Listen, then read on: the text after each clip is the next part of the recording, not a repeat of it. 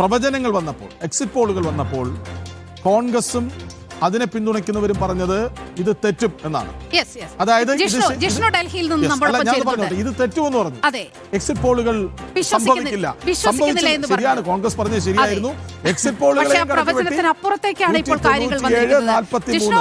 അങ്ങനെ NDA 197 സീറ്റിലേക്ക് ഏകപക്ഷീയമായ ആധിപത്യം എത്തിയിരിക്കുകയാണ്. ഒപ്പം തന്നെ നേരത്തെ നമ്മൾ പറഞ്ഞതുപോലെ തന്നെ തേജസ്വി യാദവ് രാഘോപൂരിൽ നിന്നും പുറകിൽ 1000 വോട്ടിന് പുറകിലേക്ക് പോരുന്ന അവസ്ഥ കാണുന്നു.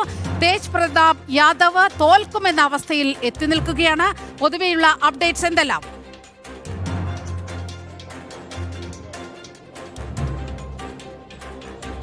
നിലിമ, അതിശക്തമായിട്ടുള്ള മുന്നേറ്റമാണ് ബീഹാറിൽ NDA നടത്തിയിട്ടുള്ളത്. 197 സീറ്റുകളിലാണ് നിലവിൽ BJPയും JDUവും LJPയും HAMഉം RLMഉം ഉൾപ്പെടുന്ന NDA മുന്നിട്ട് നിൽക്കുന്നത്. ഇവിടെ ഞാനിപ്പോൾ ഉള്ളത് BJP ഓഫീസിലാണ്. സർ, NDA बहुत आगे आ गया अभी? जी हाँ, अभी जो जनादेश चुनाव आयोग के रुझान के मुताबिक मिल रहा है उससे NDA काफ़ी आगे चल रही है और इसका प्रतीक है कि बिहार में जो आदरणीय नरेंद्र मोदी, अमित शाह जी और नीतीश कुमार जी का जो कार्य रहा है जनता के प्रति, खास करके महिलाओं, युवाओं और गरीबों के लिए, उसका जो है ये आंधी है और उनका ये उम्मीद भी है कि जो भी बचा हुआ कार्य है वो जो है निश्चित रूप से सरकार पूरा करेगी। और राघोपुर में तेजस्वी यादव पीछे में, चूँकि राघोपुर का भी जनता काफ़ी समझदार अब हो गया है, वो भी समझ गया है कि जिस प्रकार से यादव लोगों के साथ भी जो विश्वासघात किया गया है और विकास के मामले में जितना उनको मिलना चाहिए वो नहीं मिल पाया है, उसी का यह नतीजा जो है राघोपुर में दिखने को मिल रहा है। और ये जो जीत में BJP कार्यालय में आगे क्या क्या प्रोग्राम है? BJP में पूरा मिठाई बन रहा है और जितने भी हमारे मीडिया कर्मी लोग हैं, जितने भी हमारे कार्यकर्ता लोग हैं, जितने भी हमारे आम जनता लोग आवेंगे, उनके लिए खुशी के साथ जो है उनको मिठाई परोसा जाएगा। Okay, thank you. BJP ഓഫീസിൽ ആഘോഷങ്ങൾ തുടങ്ങാൻ പോവുകയാണ് എന്നുള്ളതാണ് അദ്ദേഹം വ്യക്തമാക്കിയിട്ടുള്ളത്. പ്രധാനപ്പെട്ട നേതാക്കളെല്ലാം തന്നെ ഇവിടെ പട്നയിലെ BJP ഓഫീസിലേക്ക് എത്തിയിട്ടുണ്ട്. എനിക്ക് പിറകിൽ കാണുന്ന ഈ BJP ഓഫീസിൽ കേന്ദ്രമന്ത്രി നിത്യാനന്ദ റോയ് ഉണ്ട്. കൂടാതെ BJPയുടെ സംസ്ഥാന അധ്യക്ഷൻ ദിലീപ് ജയ്സ്വാൾ ഉണ്ട്. പ്രധാനപ്പെട്ട നേതാക്കളെല്ലാം തന്നെ BJP ഓഫീസിലേക്ക് എത്തി. കൂടാതെ പ്രവർത്തകരും നേതാക്കളുമായി വലിയൊരു നിര തന്നെ പട്നയിലെ BJP സംസ്ഥാന കാര്യാലയത്തിലേക്ക് എത്തിക്കൊണ്ടിരിക്കുകയാണ്. കാരണം അത്രയധികം മികച്ച വിജയമാണ് BJP നേടിയിട്ടുള്ളത്. 197 സീറ്റുകളിലാണ് NDA മുന്നിട്ട് നിൽക്കുന്നത്. 197 സീറ്റ് എന്ന് പറയുമ്പോൾ 243-ൽ 197 എന്ന് പറയുന്നത് നിലവിലെ സാഹചര്യത്തിൽ മൃഗീയ ഭൂരിപക്ഷമാണ്. ആ മൃഗീയ ഭൂരിപക്ഷം NDA നേടിയിരിക്കുന്നു. NDA നേടുമ്പോൾ അതിൽ 87 സീറ്റുകളിലും BJP ആണ് വിജയം കണ്ടെത്തുന്നത്. 87 സീറ്റുകളിൽ BJP ലീഡ് നില ഉയർത്തുകയാണ്. RJDയുടെ കാര്യം വലിയ കഷ്ടത്തിലേക്ക് RJD നീങ്ങുന്നു. 33 സീറ്റുകളിൽ മാത്രമാണ് നിലവിൽ RJD മുന്നിട്ട് നിൽക്കുന്നത്. ആകെ 43 സീറ്റുകളിൽ ഇന്ത്യ മുന്നണി മുന്നിട്ട് നിൽക്കുമ്പോൾ RJDക്കും കോൺഗ്രസിനും ഇടതു പാർട്ടികൾക്കുമെല്ലാം ബീഹാറിൽ വലിയ വീഴ്ച സംഭവിച്ചു. അവരുടെ പ്രചാരണം ജനങ്ങൾ ഏറ്റെടുത്തില്ല എന്ന് വേണം വിലയിരുത്താൻ. അതോടൊപ്പം തന്നെ കേന്ദ്ര സംസ്ഥാന സർക്കാരുകളുടെയും വികസന പ്രവർത്തനങ്ങളും കൂടാതെ ഈ സംസ്ഥാനത്ത് കൊണ്ടുവന്നിട്ടുള്ള മാറ്റങ്ങളും മുൻനിർത്തിക്കൊണ്ട് നടത്തിയിട്ടുള്ള പ്രചാരണത്തിലൂടെ അതിശക്തമായി മുൻപോട്ട് പോകാൻ NDAക്ക് സാധിച്ചിട്ടുണ്ട്. NDAയുടെ ഒരു പ്രചാരണ രീതി തന്നെയാണ് ഈ വിജയത്തിന് ഏറ്റവും കൂടുതൽ കാരണമായത് എന്ന് നമ്മൾ വിലയിരുത്തേണ്ടി വരും. യാതൊരു തരത്തിലും മറ്റ് വിവാദങ്ങളിലേക്ക് കടക്കാതെ കേന്ദ്ര സംസ്ഥാന സർക്കാരുകളുടെ വികസന പദ്ധതികൾ കഴിഞ്ഞൊരു പതിറ്റാണ്ടിനിടെ മോദി സർക്കാർ ബീഹാറിൽ കൊണ്ടുവന്നിട്ടുള്ള മാറ്റങ്ങൾ, കൂടാതെ നിതീഷ് കുമാറിൻ്റെ നേതൃത്വത്തിൽ നടപ്പാക്കിയിട്ടുള്ള വികസന പദ്ധതികൾ, ഇവ ജനങ്ങളിലേക്ക് എത്തിക്കുന്നതോടൊപ്പം തന്നെ വളരെ കൃത്യമായി പ്രധാനമന്ത്രി നരേന്ദ്രമോദി ഉൾപ്പെടെയുള്ളവർ ബീഹാറിലെ ജനങ്ങളോട് ചോദിച്ച ചോദ്യം നിങ്ങൾക്ക് ഓർമ്മയില്ല, RJDയുടെ ജംഗിൾ രാജ് ഭരണം നിങ്ങൾക്ക് ഓർമ്മയില്ലേ എന്ന കൃത്യമായ ഓർമ്മപ്പെടുത്തൽ. അത് മറ്റൊന്നുകൂടി ജിഷ്ണു, അതായത് സീമാഞ്ചലിൽ BJPയുടെ NDAയുടെ മുന്നേറ്റം എന്ന വാർത്ത വരുന്നുണ്ട്. അതായത് ഏറെക്കാലം അടിസ്ഥാന സൗകര്യങ്ങൾ അപ്പാടെ ഇല്ലാതിരുന്ന ഒരു സംസ്ഥാനം കഴിഞ്ഞ 20 വർഷമായി ഉണ്ടാക്കിയ മാറ്റം, അവിടെ ബീഹാറിൽ പേരുകേട്ട ജാതി സമവാക്യങ്ങൾ പോലും തകർന്നടിഞ്ഞു വീഴുന്നുവെങ്കിൽ അതിനർത്ഥം ബീഹാർ അപ്പാടെ മാറി എന്നല്ലേ? യെസ്, അതിന്റെ ഒരു കണക്ക് കൂടി പറഞ്ഞിട്ട് നമുക്കൊന്ന് പോകാം. ജിഷ്ണു, സീമാഞ്ചലിൽ ആകെ 24 സീറ്റുകളാണ് ഉള്ളത്. അവിടെ യാദവ മുസ്ലിം ബെൽറ്റുകളുടെ വലിയ കേന്ദ്രീകരണം, അതായത് കോൺഗ്രസിനും RJDയുടെയും വിളനിലം എന്ന് അവകാശപ്പെടാവുന്ന സീമാഞ്ചൽ മേഖല 24 സീറ്റുകളാണ് ഉള്ളത്. അവിടെ 14 സീറ്റിലും NDA മുന്നേറുന്നു എന്ന് പറയുമ്പോൾ എന്താണ് ബീഹാറിൽ സംഭവിക്കുന്നത് എന്ന് വളരെ കൃത്യമായി പ്രകടമാകുകയാണ്. സീമാഞ്ചൽ ഒരു ക്ലാസിക് ഉദാഹരണം ആകുകയല്ലേ?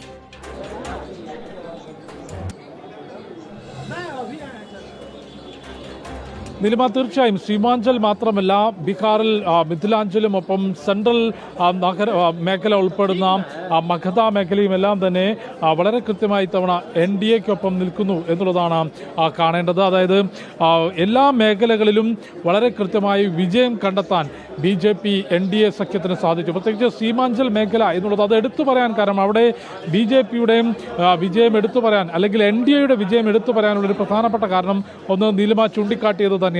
അത്രയധികം ജനസംഖ്യയിൽ കൂടുതലുള്ള ന്യൂനപക്ഷ വിഭാഗം, കൂടാതെ RJDക്ക് അനുകൂലമായി എപ്പോഴും നിലകൊള്ളുന്ന പരമ്പരാഗത യാദവ് വോട്ടുകൾ കൂടുതലുള്ള പ്രദേശം, ഇവിടങ്ങളിൽ പോലും RJD കോട്ടകൾ അടിച്ചു തകർത്തുകൊണ്ട് മുൻപോട്ട് പോകാൻ NDAക്ക് സാധിച്ചു. മിഥിലാഞ്ചൽ മേഖലയിൽ മുൻപോട്ട് വരാൻ സാധിച്ചു. മഗധ മേഖലയിൽ പട്ടണം ഉൾപ്പെടെ നഗരപ്രദേശങ്ങൾ കൂടി ഉൾപ്പെടുന്ന മഗധ, ഭോജ്പൂർ മേഖല, ഇവിടങ്ങളിലെല്ലാം തന്നെ നേരത്തെ സൂചിപ്പിച്ചതുപോലെ ഇതുവരെ ബീഹാറിൽ ഉണ്ടായിരുന്ന ജാതി സമവാക്യങ്ങൾ തകർത്തെറിഞ്ഞുകൊണ്ട് ജനതാദൾ രാഷ്ട്രീയത്തിനുണ്ടായിരുന്ന സ്വാധീനത്തിനപ്പുറത്തേക്ക് ദേശീയതയും വികസനവും ഹിന്ദുത്വ രാഷ്ട്രീയവും പറഞ്ഞുകൊണ്ട് മുൻപോട്ട് പോകാൻ BJPക്ക് സാധിച്ചു എന്നുള്ളതാണ്. കാരണം അവിടെ മാറ്റം കൊണ്ടുവന്നിട്ടുള്ളത് BJPയാണ്. JDUവിന് ഇത്രത്തോളം ജനസ്വാധീനം ബീഹാറിൽ നേരത്തെ തന്നെ ഉണ്ടായിരുന്നു. RJDക്കുള്ള സ്വാധീനം കുറഞ്ഞു, കോൺഗ്രസിനുള്ള സ്വാധീനം കുറഞ്ഞു, ഇടതു പാർട്ടികൾക്കുള്ള സ്വാധീനവും കുറഞ്ഞപ്പോൾ അവിടെ നേട്ടമുണ്ടാക്കിയത് കഴിഞ്ഞൊരു പതിറ്റാണ്ടിനിടെ ബീഹാറിൽ ഏറ്റവും കൂടുതൽ ജനപിന്തുണ നേടിയിട്ടുള്ളത് BJPയാണ് എന്ന് നമുക്ക് വിലയിരുത്തേണ്ടി വരും. ഏറ്റവും പുതിയ കണക്കുകൾ വരുന്നതിനനുസരിച്ച് BJP ബീഹാറിലെ ഏറ്റവും വലിയ വോട്ടുകൾ നേടുന്ന രാഷ്ട്രീയ പാർട്ടിയായി മാറിയിരിക്കുകയാണ്. 82 സീറ്റുകളിൽ BJP അപ്രമാദിത്വ വിജയം കൈവരിക്കുന്നു എന്ന നിലയിലേക്ക് എത്തിയിരിക്കുന്നു. തൊട്ടുപുറകെ JDU ഉണ്ട്, 75 സീറ്റാണ്. RJD ആണെങ്കിൽ 36 സീറ്റിൽ ലീഡ് ചെയ്യുന്നു. ഏറ്റവും വിസ്മയകരം എന്ന് പറയാവുന്നത് 25 സീറ്റിൽ മത്സരിച്ച ചിരാഗ് പാസ്വാന്റെ ലോക് ജനശക്തി പാർട്ടിയുടെ വിജയമാണ്. 22 സീറ്റിൽ LJP ലീഡ് ചെയ്യുന്നു എന്ന് പറയുമ്പോൾ NDAക്ക് വലിയ മുതൽക്കൂട്ടാവുകയാണ് ചിരാഗ് പാസ്വാൻ. 25-ൽ 22 ലീഡ് ചെയ്യുന്നുവെങ്കിൽ, അതായത് ഞങ്ങൾക്ക് ജയിക്കാൻ ശേഷിയുള്ള മണ്ഡലങ്ങൾ ഞങ്ങൾക്ക് മതി എന്ന തീരുമാനം. കണക്കുകൾ പറഞ്ഞുകൊണ്ടാണ് ചിരാഗ് പാസ്വാൻ 25 സീറ്റുകൾ ഞങ്ങൾക്ക് വേണം, ഞങ്ങൾ അതിൽ മത്സരിച്ച് വിജയിച്ചു കാണുമെന്ന് വളരെ കൃത്യമായി NDA നേതൃത്വത്തെ അറിയിക്കുന്നത്. കഴിഞ്ഞ ലോക്സഭാ തെരഞ്ഞെടുപ്പിൽ 5 സീറ്റ് ചോദിച്ചു, 5 സീറ്റിലും വിജയിച്ചു. അതാണ് ചിരാഗ് മാത്രം മത്സരിക്കുക, വിജയിക്കാനാവുന്ന ഇടങ്ങൾ ചോദിക്കുക, വിജയിച്ചു കാണിക്കുക. അതായത് ഞങ്ങൾക്ക് അധികമായൊന്നും വേണ്ട, പക്ഷേ ശക്തമായ സ്വാധീനമുള്ള ഇടങ്ങളിൽ ഞങ്ങൾ ജയിച്ചു വരും. അതിൽ ഒരു വലിയ അർത്ഥമുണ്ട്. അതായത് NDA എന്ന ഘടനയ്ക്കുള്ളിൽ, സംവിധാനത്തിനുള്ളിൽ ആവുന്നത് മതിയെന്ന തീരുമാനം പോലും ആ സഖ്യത്തിന്റെ വലിയ ശക്തിയുടെ തെളിവായി മാറുകയല്ലേ ജിഷ്ണു?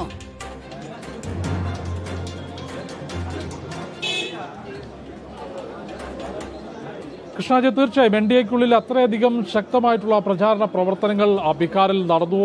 അതായത് ഒരുമിച്ച് നിന്നുകൊണ്ട് ഘടകകക്ഷിക്കുള്ളിൽ സീറ്റ് വിഭജനവും സ്ഥാനാർത്ഥി നിർണയവും ഉൾപ്പെടെ ഒരുമിച്ച് നിന്നുകൊണ്ട് പൂർത്തിയാക്കാനും NDA അതിശക്തമായി മുൻപോട്ട് നയിക്കാനും ഘടകകക്ഷി നേതാക്കൾക്ക് മുഴുവൻ സാധിച്ചു. അതിൻ്റെ വിജയമാണ് ബീഹാറിൽ കണ്ടത് എന്ന് നമുക്ക് വിലയിരുത്താം. ഇപ്പോൾ BJP ഓഫീസിലേക്ക് കൂടുതൽ നേതാക്കൾ എത്തിയിരിക്കുകയാണ്. BJPയുടെ വിനോദ് താവടെ ഉൾപ്പെടെയുള്ള പ്രമുഖ നേതാക്കളെല്ലാം തന്നെ ഇവിടേക്ക് എത്തിയിട്ടുണ്ട്. അല്പസമയത്തിനകം മധുര വിതരണം ഉൾപ്പെടെയുള്ള ആഘോഷ പരിപാടികളിലേക്ക് BJP കടക്കും. BJPയുടെ സംസ്ഥാന അധ്യക്ഷൻ ദിലീപ് ജയ്സ്വാൾ അല്പസമയത്തിനകം മാധ്യമങ്ങളോട് സംസാരിക്കുമെന്നും അറിയിച്ചിട്ടുണ്ട്.